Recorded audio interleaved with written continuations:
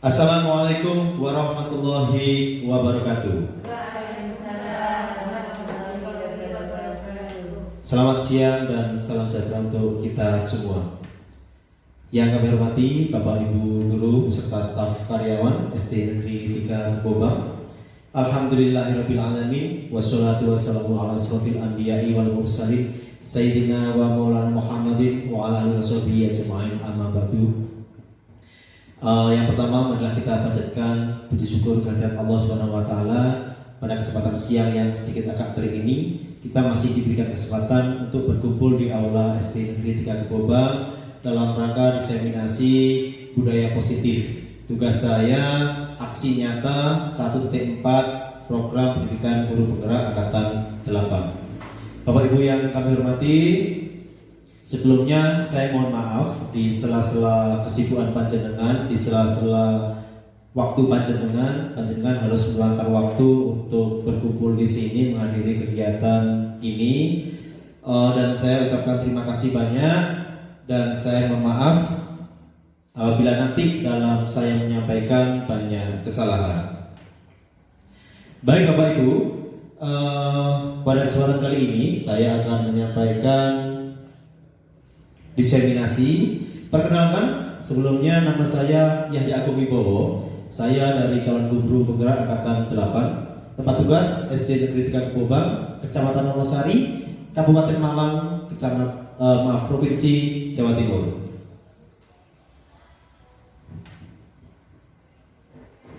Diseminasi budaya positif. Jadi materi yang akan saya sampaikan kali ini adalah diseminasi tentang budaya positif yang harus kita laksanakan di sekolah kita.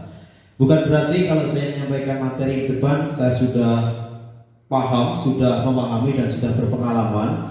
Akan tetapi hanya karena waktu saja yang menyebabkan saya berada di depan. Saya mendapatkan informasinya lebih dahulu, kemudian saya sampaikan kepada Bapak Ibu guru semua. Mungkin ada yang bertanya, apa diseminasi itu? Jadi diseminasi adalah proses penyebaran informasi atau pengetahuan. Seperti yang saya bilang tadi, saya di sini bukan yang memahami atau sudah berpengalaman. Akan tetapi saya dapat informasinya dan pengetahuannya sedikit lebih cepat. Ngaten nggih Bapak Ibu. Jadi mohon maaf apabila nanti saya di depan bukan sok pinter, bukan, tapi karena informasinya saya dapatkan terlebih dahulu. Mohon maaf sebelumnya. Jadi ini pengertian dari diseminasi. Nah Bapak Ibu, sebelum kita mulai, kita ice breaking sebentar. Jadi biar kita fokus, kita relax, kita santai gitu Bapak Ibu. Kita santai aja nanti di sini. Ice breakingnya adalah sambung kalimat. Nah, sambung kalimat ini bagaimana? Nanti orang pertama akan membuat kalimat acak. Kalimatnya berupa apapun. Misalkan, saya bangun tidur. Nah, kata terakhir dari kalimat itu disambung oleh Bapak Ibu guru yang lain. Misalkan saya bangun tidur, berarti orang berikutnya membuat kalimat tidur kok pagi hari. Nanti harinya dilanjutkan oleh Bapak Ibu guru yang lain. Ngerti nih Bapak Ibu? Terima kasih. Kita coba dulu, pangapunten Ibu bisa membuatkan satu kalimat acak apa saja.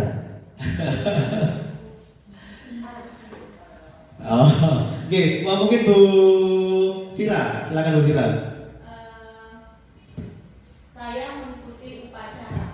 Saya mengikuti upacara. Berarti kalimat terakhirnya adalah upacara. Silakan Bu Puji dilanjutkan. Upacara di hari Senin. Berarti terakhirnya Senin. Bu Vera, Senin. Masih berpikir Senin. Hari terakhirnya, kata terakhirnya Senin. Senin memakai seragam merah putih. Wah, merah putih. Putih berarti putihnya agak susah ini. Bu Silvi, kalimat dengan kata putih.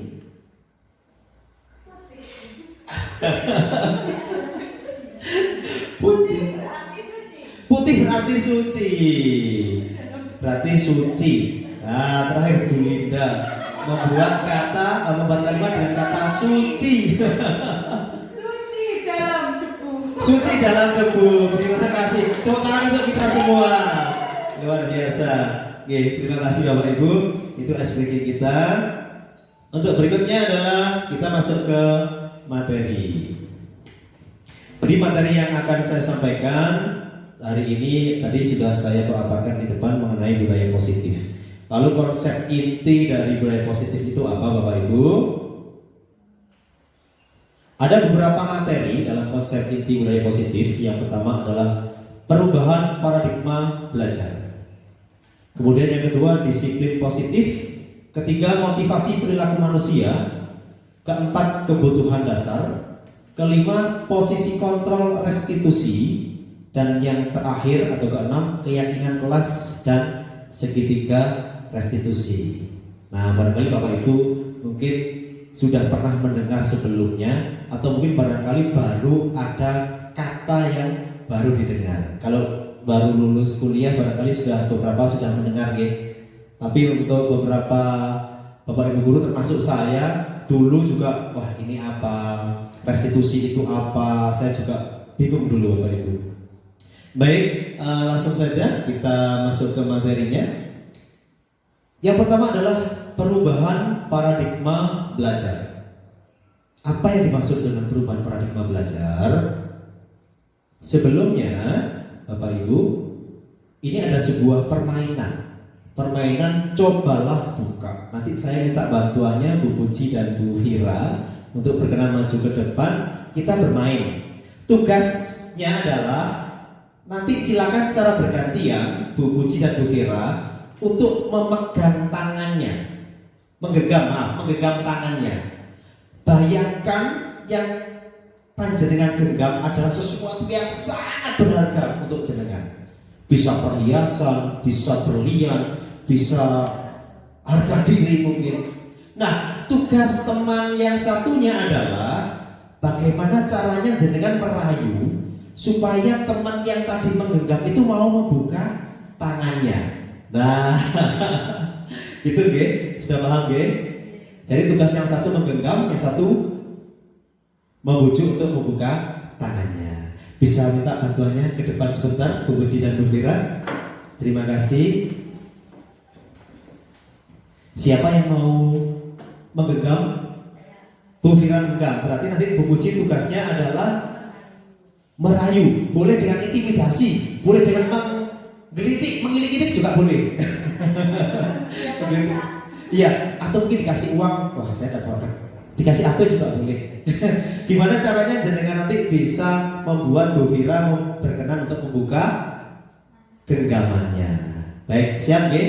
Kita kasih waktu 30 detik.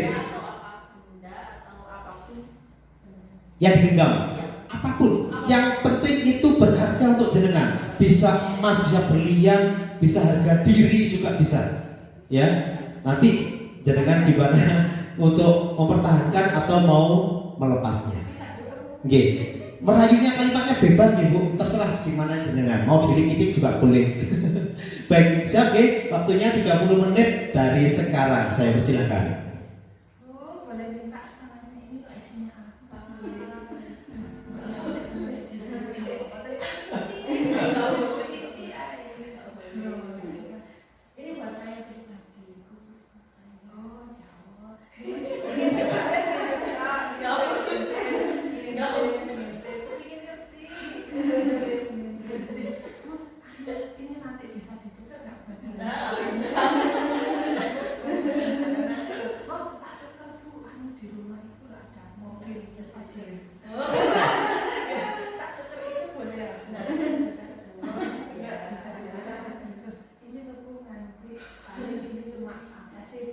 berantem sendiri aja dengan apa nggak boleh.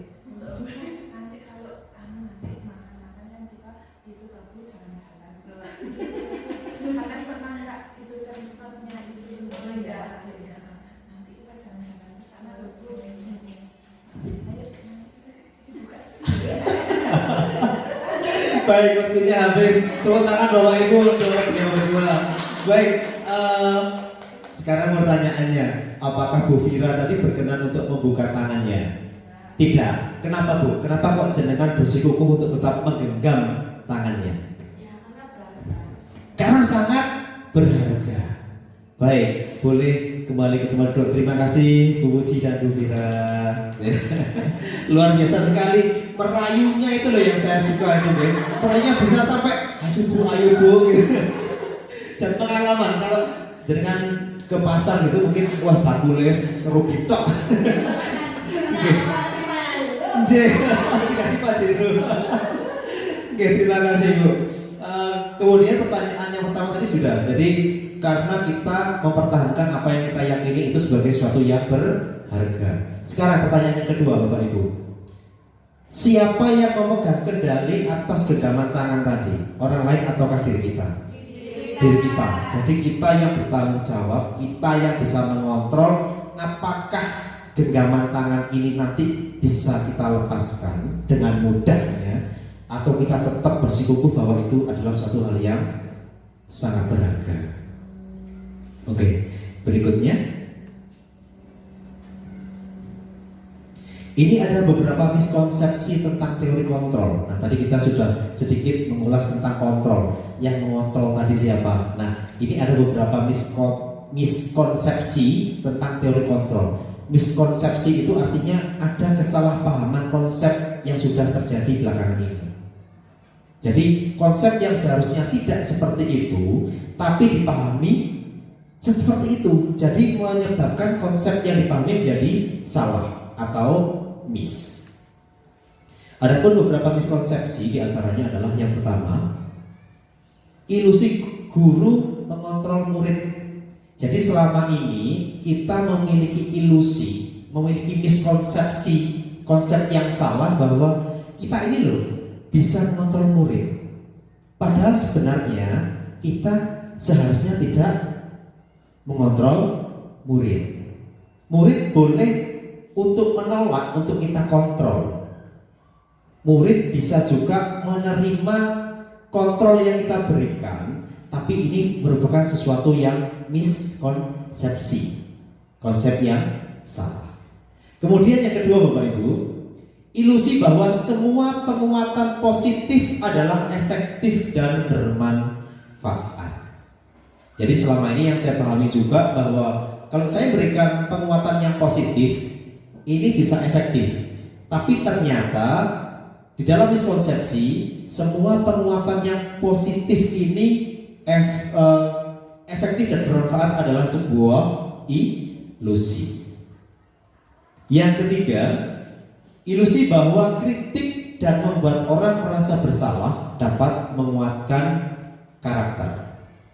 Jadi kalau selama ini kita mengkritik seseorang, kemudian seseorang itu merasa bersalah, maka kita menganggap bahwa itu dapat menguatkan karakter seseorang. Padahal sebenarnya itu sebaliknya. Dan yang terakhir Bapak Ibu, ilusi bahwa orang dewasa memiliki hak untuk memaksa. Jadi ini adalah sebuah konsep yang salah bahwa kita sebagai orang dewasa atau sebagai guru memiliki hak untuk memaksa anak-anak. Jadi anak-anak seharusnya kita berikan keleluasan dalam melakukan semua tindakan mereka. Seperti filosofi Ki Hajar Dewantara bahwa pendidikan itu berpusat pada murid. Jadi kita sifatnya hanya menuntut murid menemukan kodratnya masing-masing, bukan menuntut. Ini yang ilusi bahwa orang dewasa memiliki hak untuk memaksa.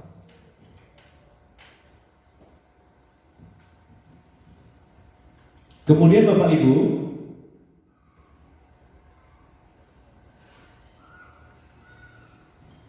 berikut adalah Bagaimana mengubah paradigma stimulus respon kepada pendekatan teori kontrol?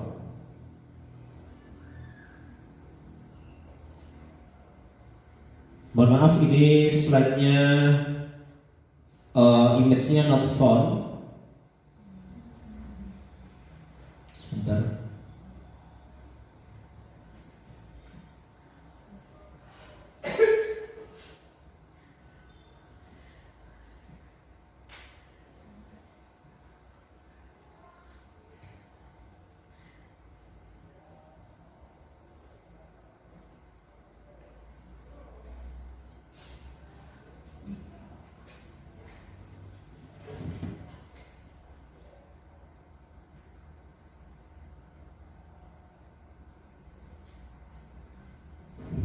Bisa terbaca Bapak Ibu?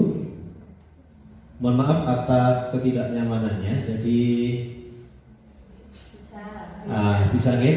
Tadi gambarnya seperti ini, tapi mohon maaf karena di slide-nya tidak terbaca. Jadi bagaimana berubah stimulus respon menjadi teori kontrol? Kalau tadi kan stimulus respon. Nah, di sini yang pertama adalah realitas kebutuhan kita sama. Ini stimulus responnya. Lalu teori kontrolnya adalah realitas kebutuhan kita itu ternyata berbeda. Yang kedua, semua orang melihat hal yang sama. Padahal sebenarnya teori kontrolnya adalah setiap orang memiliki gambaran yang berbeda. Jadi kita pasti memiliki gambaran terhadap sesuatu itu tidak sama. Misalnya kita melihat pensil. Ketika saya memegang pensil, pasti Bapak Ibu punya beribu bayangan terhadap pensil. Jadi tidak sama. Jadi setiap orang memiliki gambaran yang berbeda. Yang kedua, kita mencoba mengubah orang agar berpandangan sama dengan kita. Kemudian kita rubah menjadi teori kontrol. Kita berusaha memahami pandangan orang lain tentang dunia. Jadi kalau awalnya kita ingin mengubah orang supaya sama dengan pandangan kita, yang sebenarnya adalah kita berusaha memahami pandangan orang lain tentang dunia dengan berbeda. Berikutnya, perilaku buruk dilihat sebagai suatu kesalahan. Ini stimulus responnya. Teori kontrolnya, semua perilaku pasti memiliki tujuan. Jadi tidak selalu hal yang buruk dilakukan oleh murid itu adalah hal yang jelek. Tetapi kita harus bisa melihat bahwa perilaku yang dilakukan anak itu adalah memiliki tujuan. Nanti akan kita bahas di materi yang berikutnya. Dan ini ada beberapa stimulus respon berikutnya Bapak Ibu yang kemudian kita rubah paradigmanya dalam teori kontrol yang ada di sebelah kanan. Lanjut ya Bapak Ibu.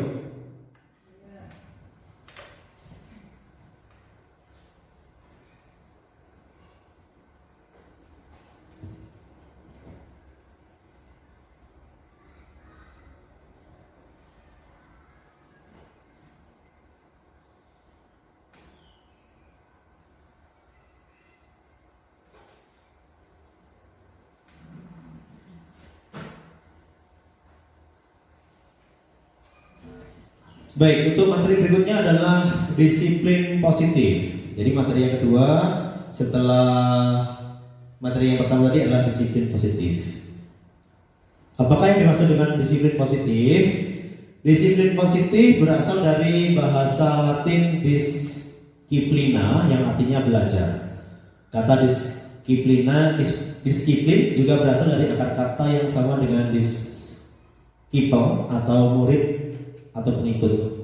Untuk menjadi seorang murid atau pengikut, seseorang harus paham alasan mereka mengapa mengikuti sebuah aliran atau ajaran tertentu, sehingga motivasi yang terbangun adalah motivasi intrinsik atau dari dalam, bukan motivasi ekstrinsik atau motivasi yang berasal dari luar.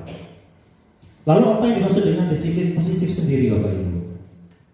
Disiplin positif merupakan salah satu cara penerapan disiplin yang bertujuan untuk menumbuhkan kesadaran serta memberdayakan peserta didik tanpa imbalan atau tanpa hukuman. Jadi cara untuk mendisiplinkan anak dengan sesadar-sadarnya tanpa imbalan reward atau penghargaan ataupun hukuman atau punishment. Jadi tugas guru adalah mencetak peserta didik yang memiliki disiplin sehingga mereka bertindak sesuai dengan nilai kebajikan universal dan memiliki motivasi intrinsik. Lalu apa yang dimaksud dengan nilai kebajikan universal, Bapak Ibu? Nah, materi berikutnya adalah nilai kebajikan universal. Nilai kebajikan universal adalah sifat-sifat positif manusia yang merupakan tujuan mulia yang ingin dicapai setiap individu. Contoh nilai kebajikan institusi atau organisasi. Ini yang sebelah kiri, ini saya ambil dari kurikulum program dari pemerintah saat ini tentang pendidikan, yaitu mencetak generasi yang memiliki karakter profil pelajar Pancasila. Jadi di dalam profil pelajar Pancasila ini berisi rangkuman dari sekian banyak nilai kebajikan yang ada di kehidupan kita, dirangkum dalam profil pelajar Pancasila. Yang pertama, beriman, bertakwa kepada Tuhan Yang Maha Esa dan berakhlak mulia. Yang kedua, mandiri. Yang ketiga, bernalar kritis. Keempat, berkebinekaan global. Kelima, bergotong royong. Dan terakhir adalah kreatif. Jadi keenam profil pelajar Pancasila adalah rangkuman dari sekian banyak nilai kebajikan yang ada di kehidupan kita. Kemudian yang di sebelah kanan adalah salah satu nilai kebajikan yang diterbitkan oleh Ibu Primary Years Program atau PIP. Di antaranya ada toleransi, ada rasa hormat, integritas, mandiri, menghargai, dan seterusnya. Sebenarnya masih banyak sekali Bapak Ibu nilai kebajikan yang ada di kehidupan kita. Ini saya ambilkan contoh 2 saja, ya, biar tidak terlalu banyak. Masih semangat ya Bapak Ibu? Masih, alhamdulillah, terima kasih. Untuk materi berikutnya, motivasi perilaku manusia. Jadi motivasi seseorang untuk melakukan sesuatu itu didasari oleh 3 hal. Yang pertama, untuk menghindari ketidaknyamanan atau hukuman. Yang kedua, untuk mendapatkan imbalan atau penghargaan dari orang lain. Dan yang ketiga, untuk menjadi orang yang mereka inginkan dan menghargai diri sendiri dengan nilai yang mereka percaya. Adapun penjelasannya adalah sebagai berikut. Yang pertama tadi adalah untuk menghindari ketidaknyamanan atau menghindari hukuman. Jadi di tingkat ini, motivasi ini adalah tingkat motivasi yang paling bawah, paling rendah yang dimiliki oleh seseorang. Ketika seseorang melakukan sesuatu, kemudian dia takut karena adanya hukuman, maka motivasinya motivasi yang paling rendah levelnya.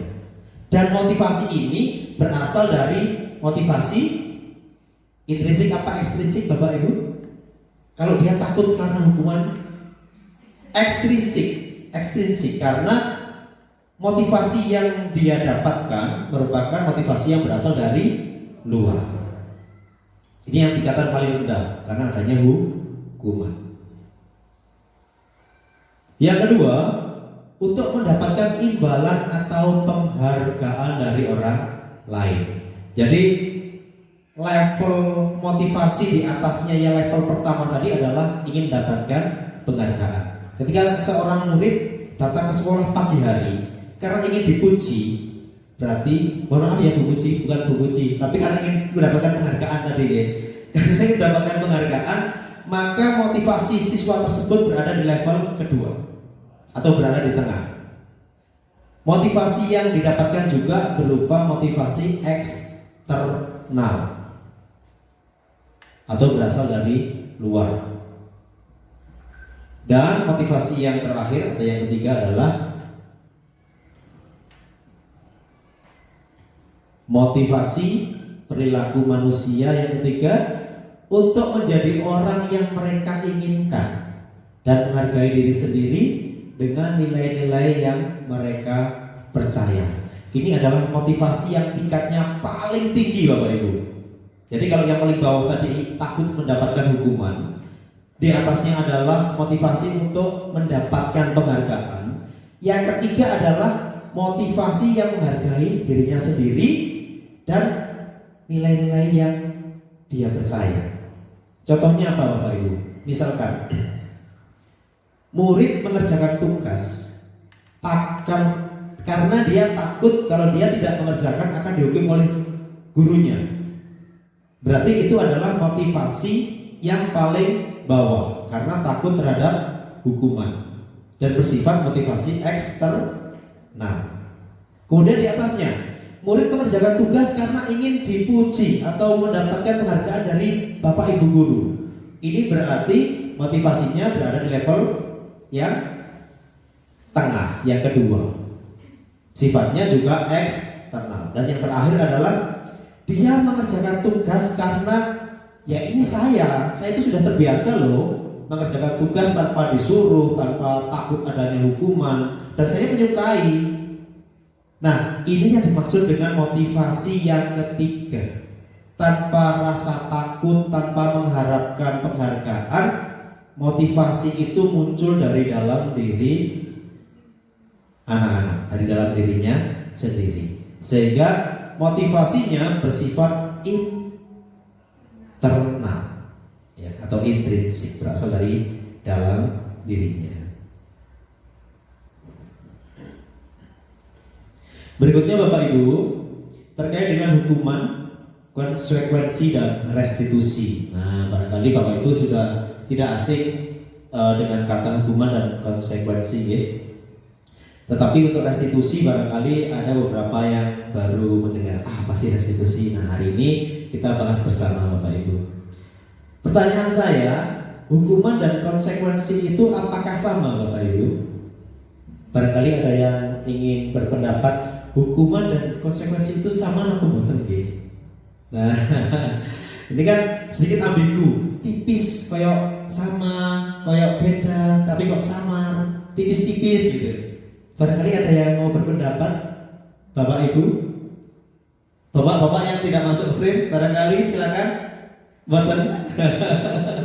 Ibu silakan, Bu Puji. Kalau hukuman lebih kepada suatu tindakan yang diberikan orang lain atas kesalahan tindakan kita. Kalau konsekuensi dengan kesadaran kita sendiri atas pelanggaran yang telah kita lakukan, kita akan menerima hukumannya sendiri tanpa harus ada defense dari orang lain. Baik, luar biasa sekali Bu Puji. Tepuk tangan Bapak Ibu untuk Bu Puji. Luar biasa sekali. Baik, sekarang kita bahas tentang hukuman Bapak Ibu.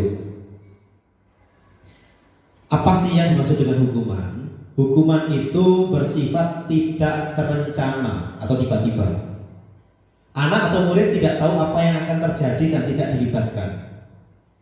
Hukuman bersifat satu arah, jadi dari guru kepada murid. Dan murid hanya menerima hukuman saja. Hukuman bisa berupa fisik maupun secara psikis melalui verbal. Contohnya apa?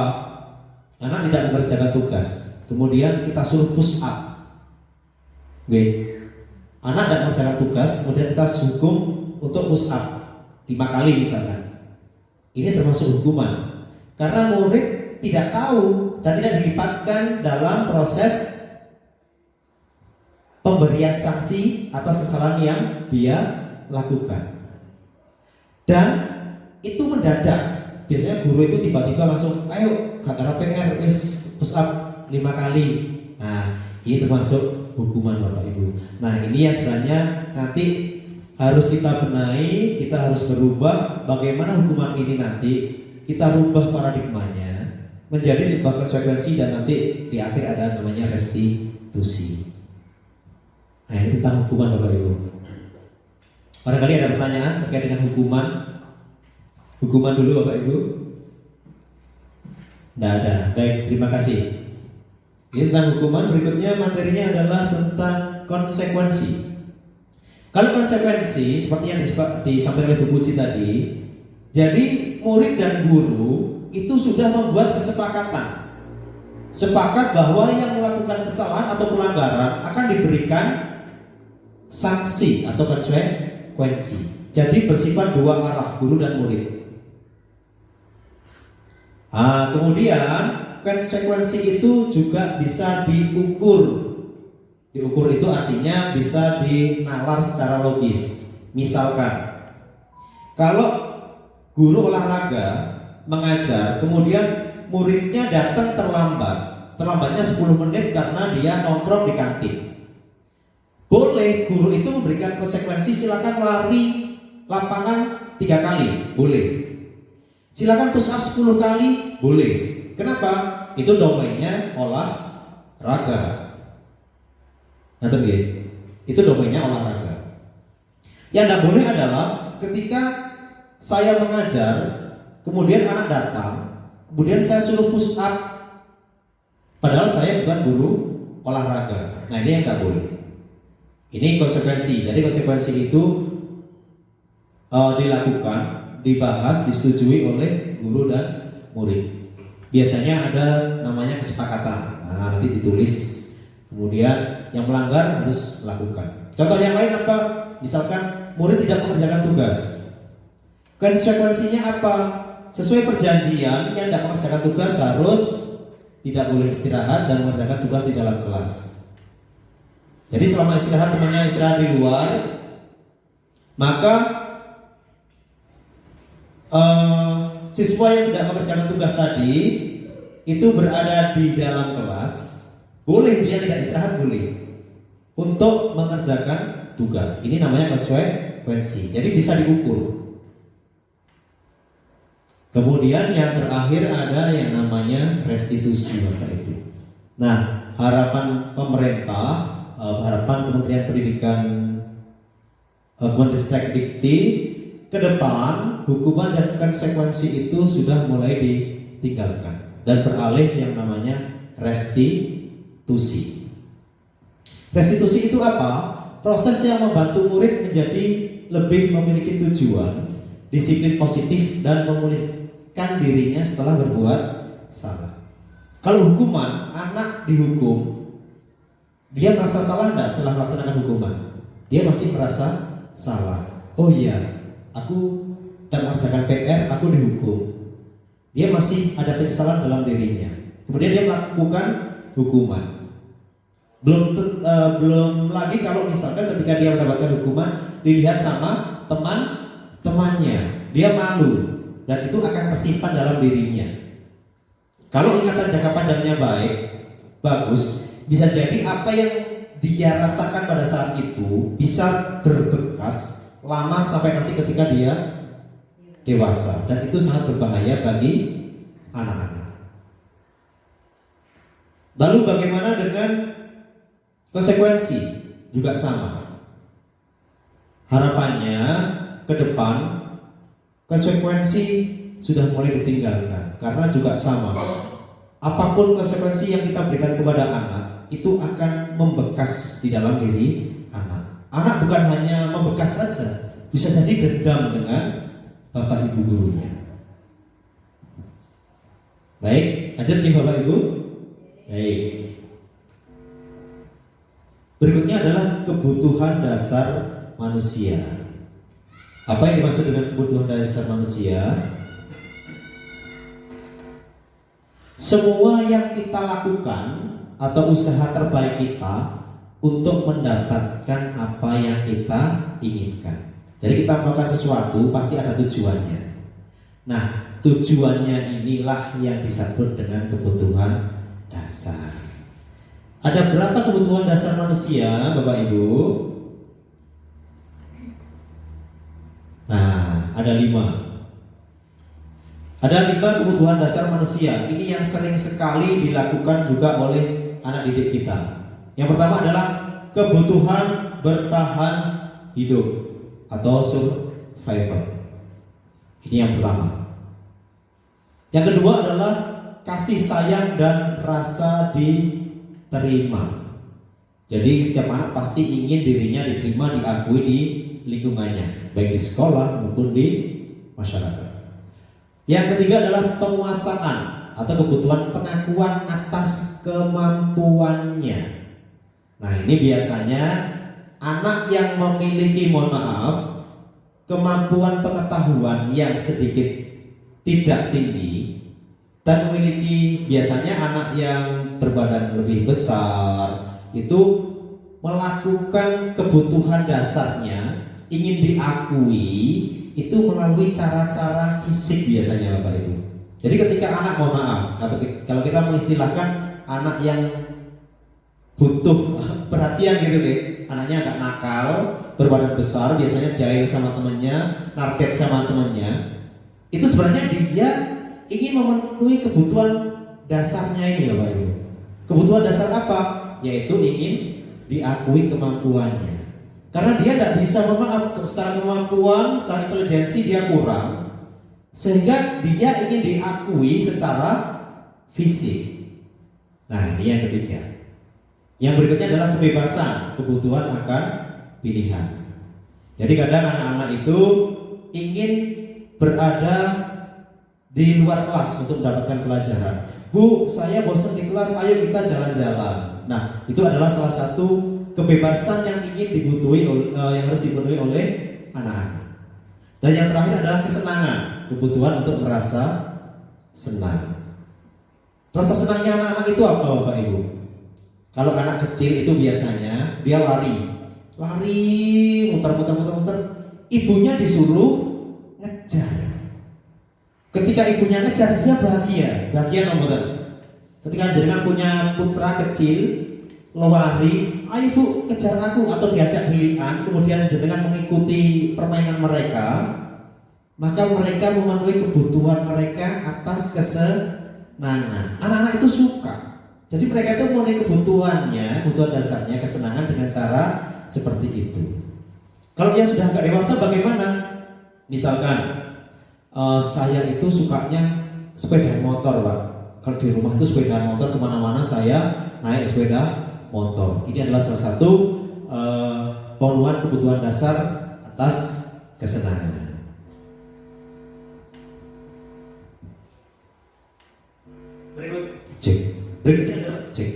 Berikutnya adalah posisi kontrol restitusi.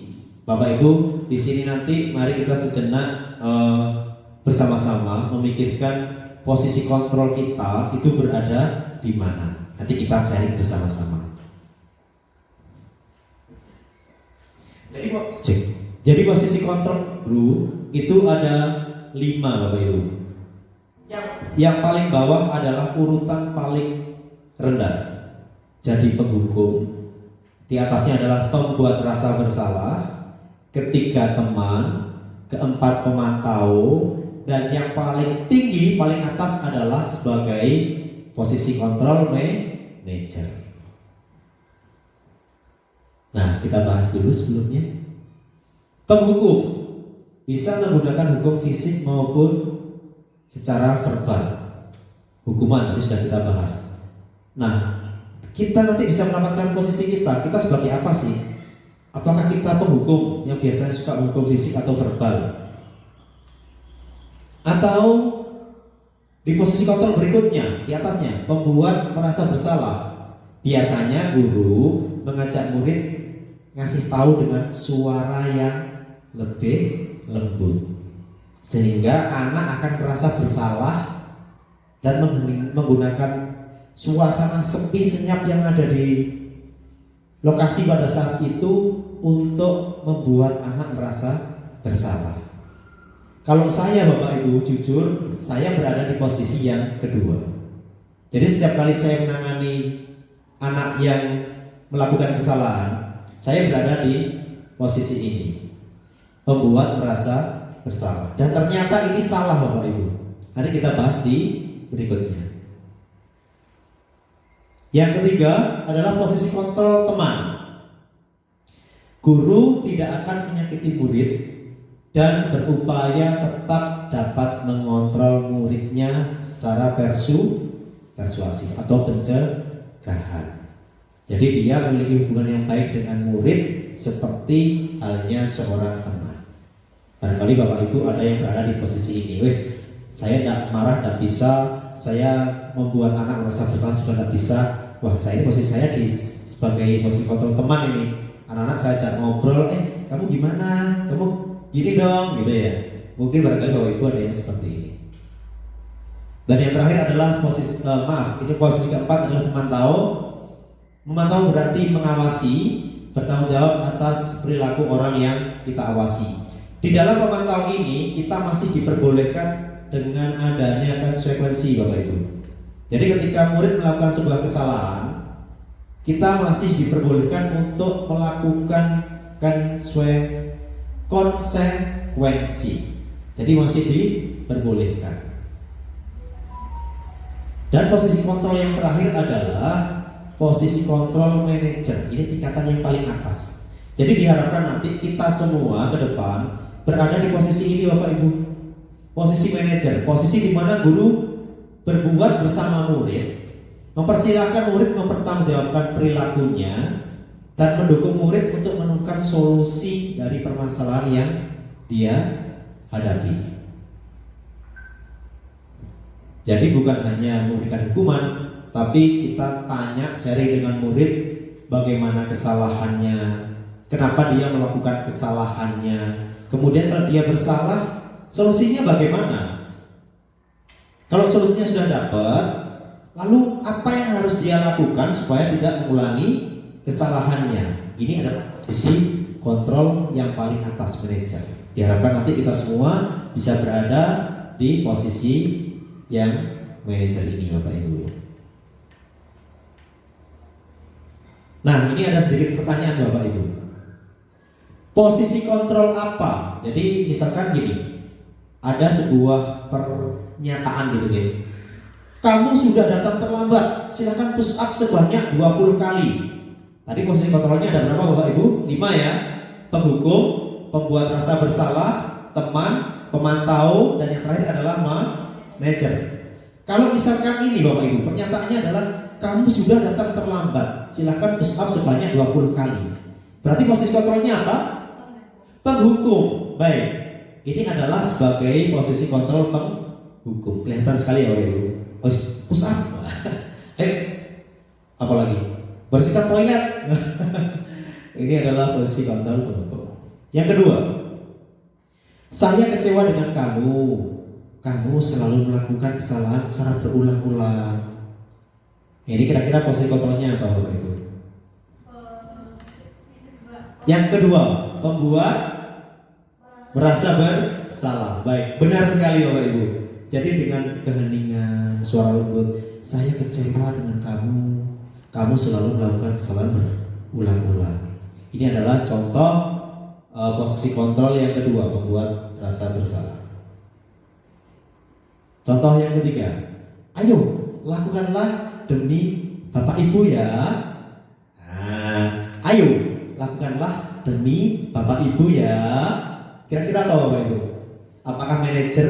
Apakah penghukum? Lakukanlah demi Bapak Ibu ya. Teman, benar sekali. Jadi dia posisikan dirinya sebagai seorang teman, meskipun dia masih menjaga bahwa dia sebagai bapak dan ibu gurunya. Posisinya sebagai posisi kontrol teman. Benar sekali Bapak Ibu. Dan yang terakhir, ini ada contoh juga. Apa rencana yang kamu lakukan untuk menyelesaikan masalah ini? Apa rencana kamu yang akan kamu lakukan untuk menyelesaikan masalah ini? Ini kira-kira yang mana, Bapak Ibu? Pemantau, boleh. Apa lagi? Untuk menyelesaikan masalah ini, manajer. Jadi kita menanyai anak kenapa melakukan sebuah kesalahan, kemudian kita tanya alasannya, kita tanya solusinya, kemudian apa yang dia lakukan supaya tidak mengulangi kesalahannya. Baik, luar biasa sekali Bapak Ibu.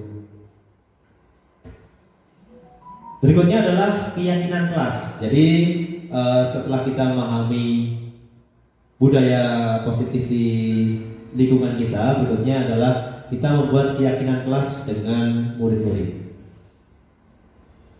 Apa sih keyakinan kelas? Keyakinan kelas berupa pernyataan universal yang dibuat dalam bentuk positif. Kalau dulu namanya peraturan kelas, Bapak Ibu. Jadi kalau dulu itu namanya peraturan kelas. Jadi kita dengan murid membuat kesepakatan dilarang membuang sampah sembarangan. Nah, dulu kan gitu nggih. Dilarang mencoret-coret tembok atau meja. Dilarang mencontek teman ketika ujian. Gitu mboten. Nah, itu namanya peraturan kelas. Nah, di paradigma pendidikan yang baru, peraturan kelas diubah menjadi yang namanya keyakinan kelas. Bedanya apa? Kalimat yang dulunya negatif, dilarang, jangan, diubah menjadi kalimat positif. Contohnya apa? Kalau misalkan dilarang buang sampah sembarangan, itu peraturan kelas. Keyakinan kelasnya apa? Buanglah sampah pada tempatnya. Kalau contoh lagi, dilarang datang terlambat, berarti keyakinan kelasnya datanglah tepat waktu. Wah, luar biasa sekali Bapak Ibu ini, luar biasa. Oke, jadi itu adalah keyakinan kelas. Kemudian yang kedua, semua warga kelas hendaknya ikut berkontribusi. Jadi semua murid wajib, tidak wajib ya, harus menyatakan satu keyakinan kelas menurut dia.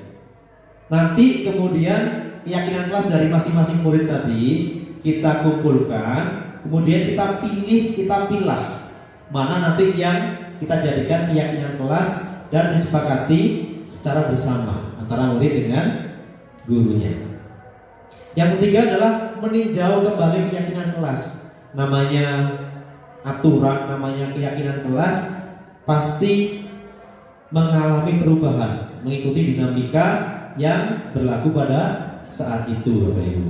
Jadi bukan berarti kalau keyakinan kelas sudah kita buat, bukan berarti sudah, wah ini sudah bagus ini nggak usah diganti. Tapi harus kita lakukan perubahan sesuai dengan paradigma yang berlaku pada saat itu. Baik, materi yang terakhir Bapak Ibu, materi yang terakhir yaitu tentang segitiga restitusi. Apa yang dimaksud dengan segitiga restitusi? Nah ini tahapan yang memudahkan guru dan orang tua untuk melakukan proses menyiapkan anak dalam melakukan restitusi. Segitiga restitusi itu terdiri dari menstabilkan identitas, validasi tindakan yang salah, dan menanyakan keyakinan. Ada 3. Nah ini kita bahas Bapak Ibu. Tahapan segitiga restitusi. Tadi kan sudah kita bahas bahwa dalam menyelesaikan masalah itu ada 3 tahapan. Yang pertama adalah hukuman, kemudian kita geser menjadi konsekuensi, dan yang ketiga adalah restitusi. Nah ini yang ketiga. Restitusi itu biasanya menggunakan tahapan segitiga restitusi. Yang pertama adalah menstabilkan identitas. Yang kedua adalah validasi tindakan yang salah, dan yang ketiga adalah menanyakan keyakinan kelas yang tadi sudah kita buat. Yang pertama menstabilkan identitas. Barangkali Bapak yang di sana bisa menyampaikan. Sebentar ya Bu, saya ke Bapaknya dulu.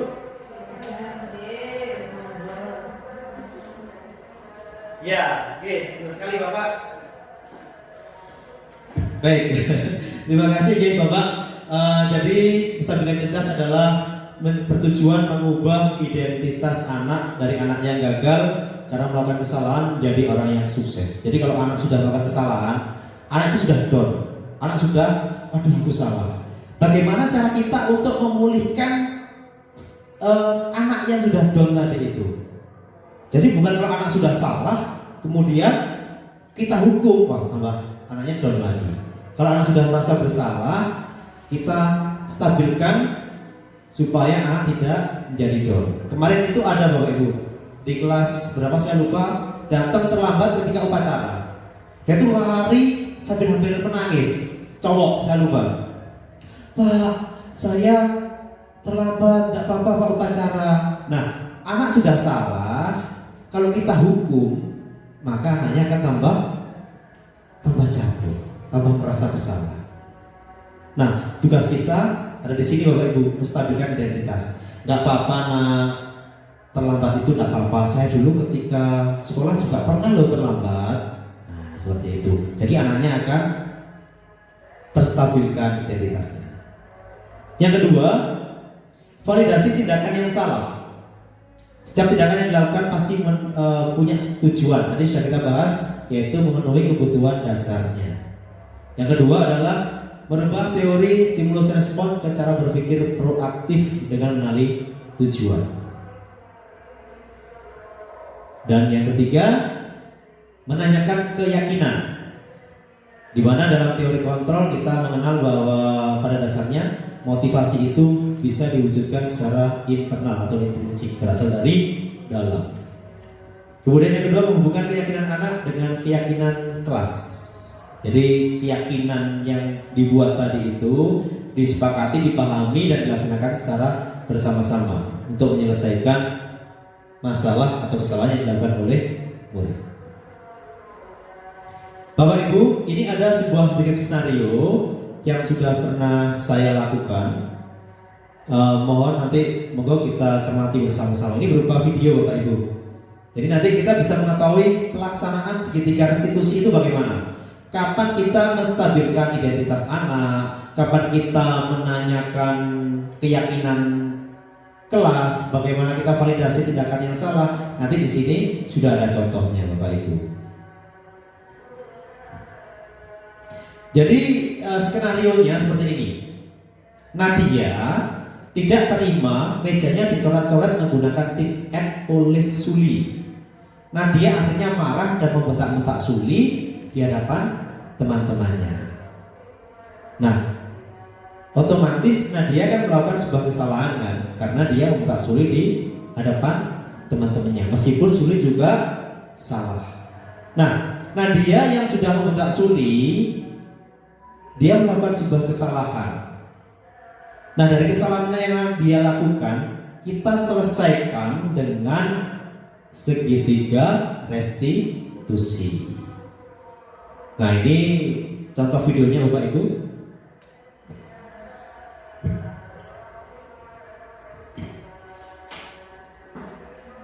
Oh, ada kedengaran nih.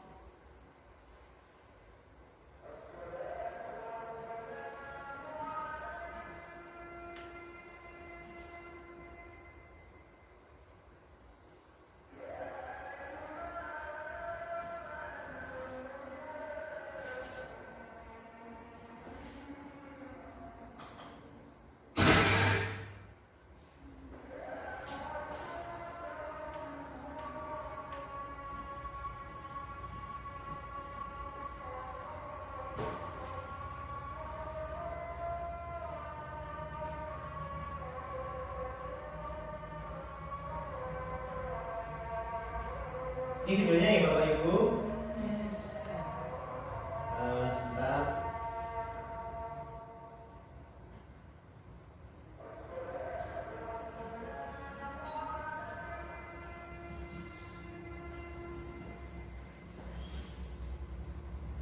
Soalnya kecil ya Bapak Ibu ya. Ini memang singkatnya yang. Jadi ini adalah tahapan stabilkan identitas. Mohon maaf, sepertinya memang kecil sekali, sepertinya bermasalah di laptop saya Bapak Ibu. Jadi ini adalah contoh skenario ketika saya melakukan segitiga restitusi. Kecil sekali guys suaranya Bapak Ibu, tapi kedengaran ya? Terima kasih.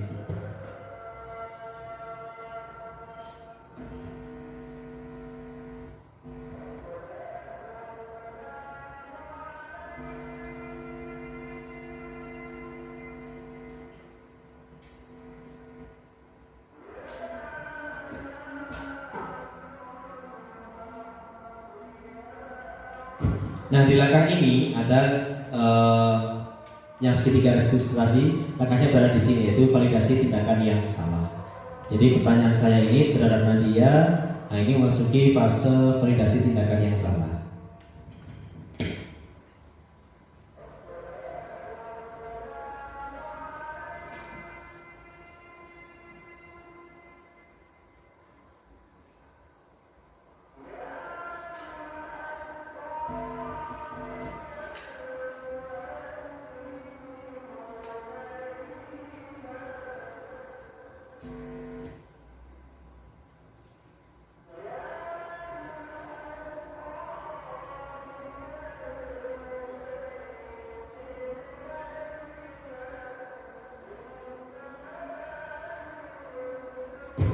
Nah, Bapak Ibu, di pertanyaan yang ini adalah fase di mana saya menanyakan keyakinan. Jadi segitiga restitusi tadi terdiri dari 3, menstabilkan identitas, validasi tindakan salah, dan menanyakan keyakinan. Nah, ini adalah fase menanyakan keyakinan.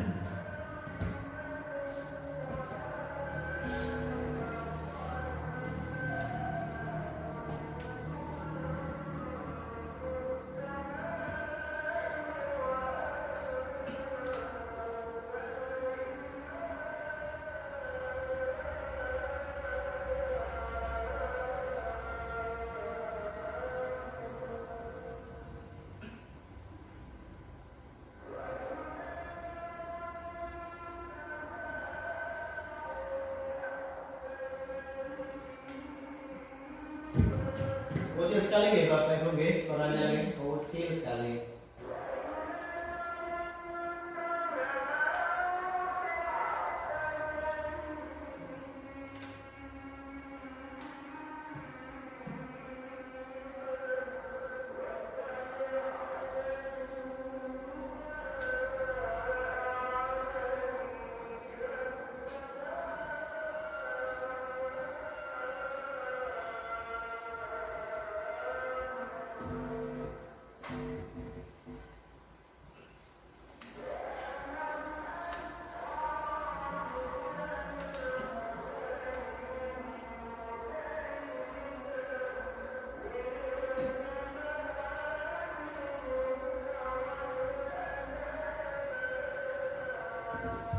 Baik Bapak Ibu, itulah tadi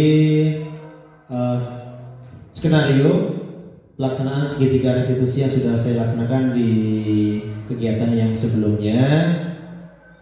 Dan Bapak Ibu, demikianlah diseminasi yang dapat saya sampaikan. Sekali lagi saya ucapkan terima kasih sekali atas waktu Bapak Ibu semua sudah berkenan hadir di sini, termasuk Bapak-bapak yang tidak masuk frame ya, karena keterbatasan kamera. Bapak mohon maaf. Dan saya mohon maaf apabila dalam penyampaian saya kali ini banyak kekurangan, banyak kekhilafan.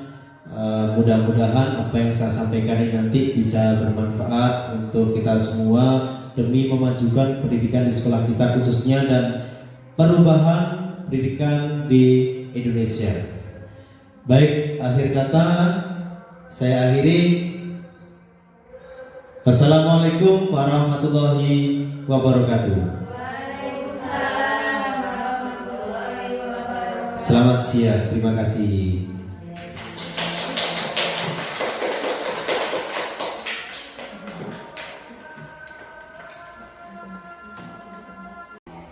Assalamualaikum warahmatullahi wabarakatuh. Waalaikumsalam warahmatullahi wabarakatuh. Apa kabar anak-anak? Sehat? Sehat. Alhamdulillah.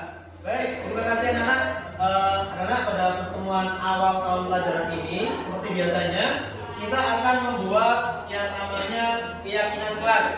Kalau dulu kita membuat namanya peraturan kelas. Peraturan kelas itu dibuat tapi menggunakan kata yang negatif. Contohnya apa dulu? Dilarang membuat sampah. Apa lagi? Dilarang mencoret-coret kejauhan. Apalagi dilarang kalau ada tugas bagaimana? Tidak boleh telat mengumpulkan tugas. Nah, sekarang peraturan kelas yang dulu sudah kita buat, kita ganti menjadi keyakinan namanya keyakinan kelas. Jadi keyakinan kelas ini kita buat bersama, kemudian kita laksanakan bersama. Nah, nanti siapa yang tidak melaksanakan keyakinan kelas, maka nanti kita akan melakukan yang namanya refleksi dan evaluasi. Nah, keyakinan kelas ini juga selalu kita perbarui. Misalkan di bulan ini ternyata keyakinan kelasnya ada yang harus ditambah atau diganti, maka ya harus kita perbaharui. Itu ya. Nah, anak-anak, keyakinan kelas nanti dalam membuatnya, kalian akan saya beri lembaran kertas stick note ini. Nanti tugas kalian adalah menuliskan keyakinan kelas kalian untuk kita sepakati bersama. Silakan ditulis, nanti saya bagi satu-satu. Kalau sudah, nanti silakan ditempel di sini, ya, ditempel. Setelah nanti ditempel, akan saya pilih mana yang nanti keyakinan kelas yang sudah kalian tulis nanti bisa mewakili teman-temannya. Bisa jadi nanti ada yang tulisnya double atau ganda, maka akan saya pilih salah satu. Itu ya, paham ya? Baik, jangan lupa untuk menulis keyakinan kelas adalah kalimat yang positif. Kalau misalkan gini contohnya, kalau dulu ketika membuat peraturan kelas, contohnya gini, dilarang membuang sampah sembarangan. Kalimat banyak kan dilarang, itu kalimat negatif. Di keyakinan kelas nanti kita ganti kalimatnya menjadi kalimat positif. Kita ubah jadi dilarang membuang sampah sembarangan, berubah keyakinan kelasnya menjadi buanglah sampah pada tempatnya. Bisa ya? Paham ya? Paham. Baik, kalau paham, setelah ini akan saya bagikan stick note-nya ya. Silakan ditulis. Sudah di bawah. Silakan ditulis keyakinan kelas apa yang akan kita sepakati bersama.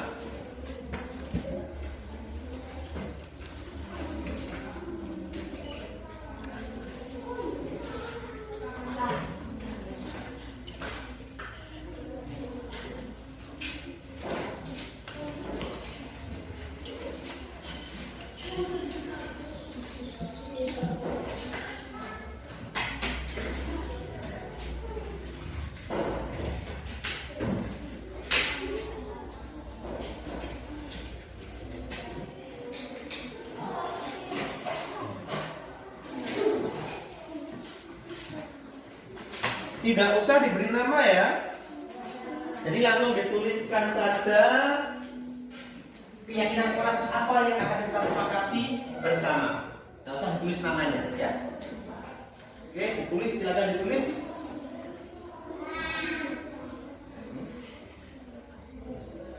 Langsung ditulis saja. Langsung ditulis tangan ya, langsung ditulis. Jadi kalian apa langsung ditulis ya. Pakai ballpoint. Ya. Langsung ditulis saja.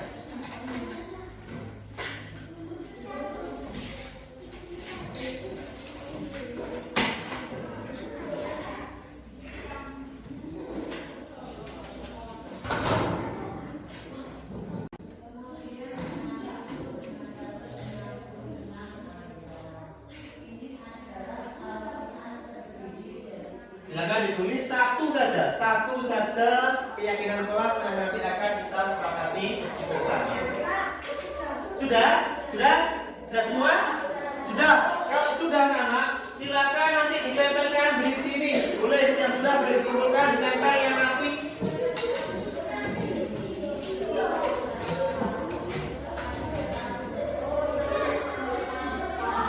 Ya, ditempelkan rapi.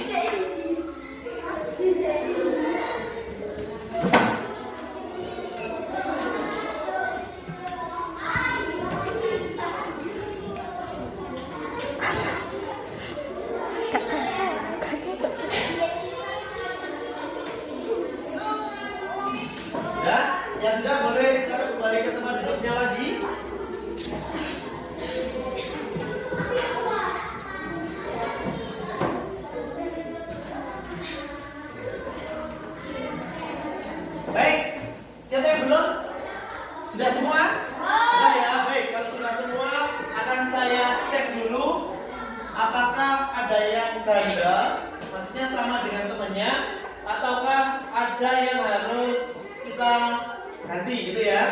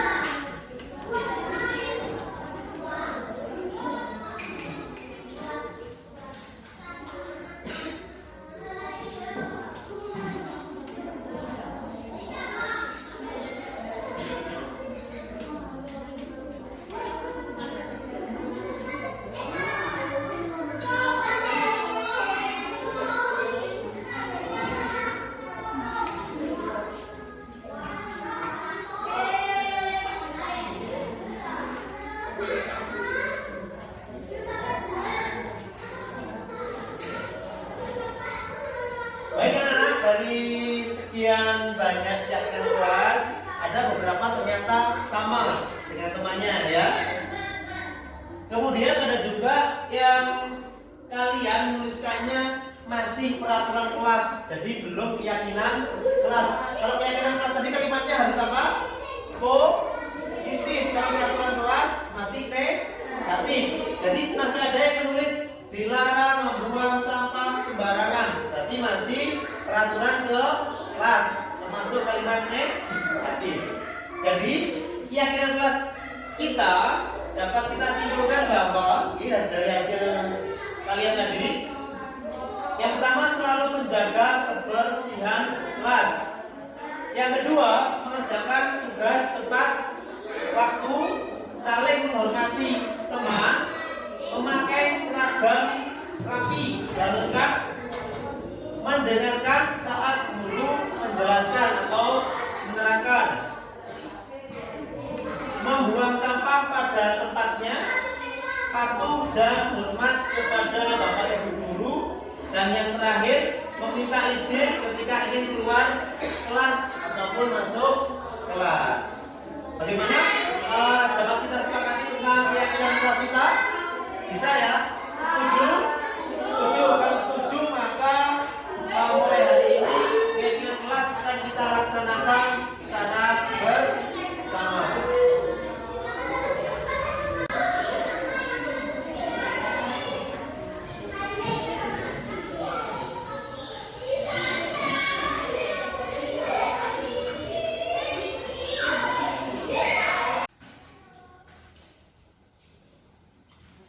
Ya kan dia? Masih.